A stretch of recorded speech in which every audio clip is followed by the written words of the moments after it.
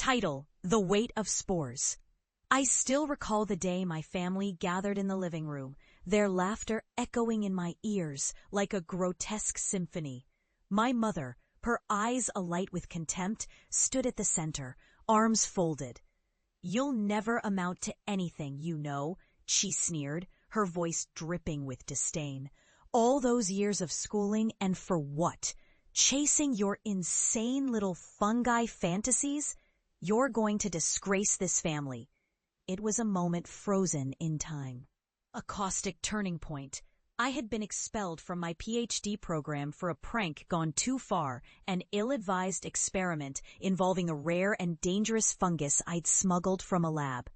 What had begun as a playful jest had spiraled into chaos, leaving me with nothing but the weight of ridicule and my studies to cling to. As I descended into isolation, they labeled me the black sheep, the lunatic. I could feel their glares piercing through me as I left that house, the echoes of their mockery stinging like acid in my veins. I had devoted my life to mycology, but they saw me as a fool, a delusional child clinging to a long-dead dream. So, I embraced the darkness they feared, my passion for fungal cryptobiology. The study of sentient, flesh-eating molds became my salvation. Years passed, and with each passing moment, I delved deeper into the bowels of my obsession. I discovered ancient fungal colonies beneath the city, hidden in the cracks of the earth, whispering secrets and holding grudges against those who mocked them, just like my family had. These organisms were far more than mere fungi. They were sentient, alive in ways I had never imagined.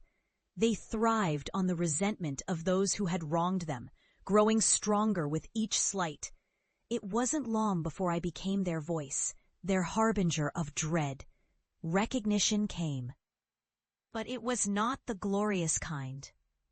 I was feared. I was the warning whispered among those who dared to tread near the realms of mold and decay. My research published in dark journals no one cared to read. Yet the terrors I unveiled were real, tangible, and I was the bearer of truths no one wanted to comprehend. Then, one night, after years of wandering through the shadows of academia, I returned home.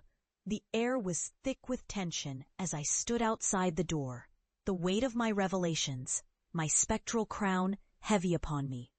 I hadn't come for forgiveness. I craved acknowledgement. In the dim light of the living room, I spread my work across the table, maps of cursed territories interspersed with vivid photographs of the grotesque fungi I had encountered. A living nightmare captured on glossy paper. What you all laughed at, it's real. And I've survived it.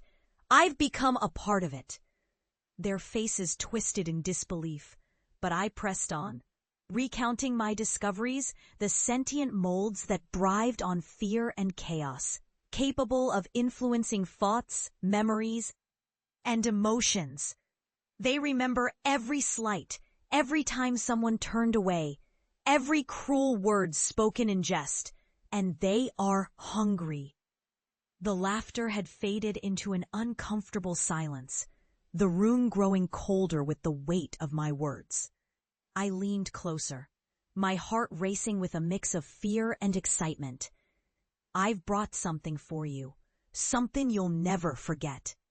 As I reached into my bag, my fingers grazed the cool surface of the jar I had prepared, an unassuming container filled with a living culture of the very fungi that had been my salvation and my torment.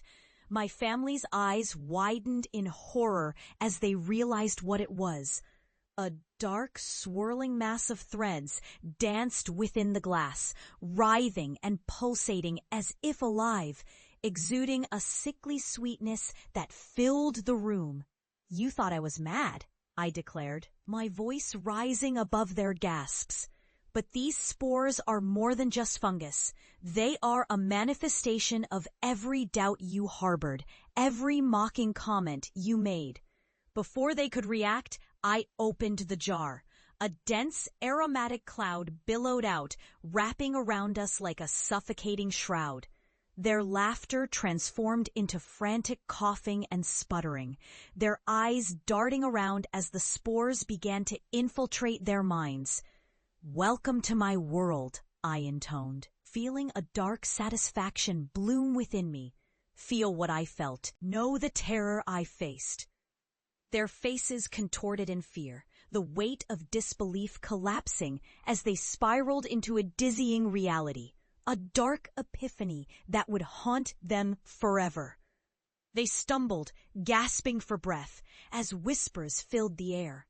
The voices of the fungal entities echoed in their minds, relaying every cruel word, every dismissive laugh that had once pushed me into the abyss. I watched as they began to unravel, their sanity fraying at the edges. My mother's features twisted in horror as she clutched her head, collapsing against the wall, the realization of her folly painted across her face. My father's authoritative demeanor crumbled, his eyes wide with terror, as he too succumbed to the onslaught of memories that the fungi unleashed. "It's too late for you now," I said, warmth flooding my heart.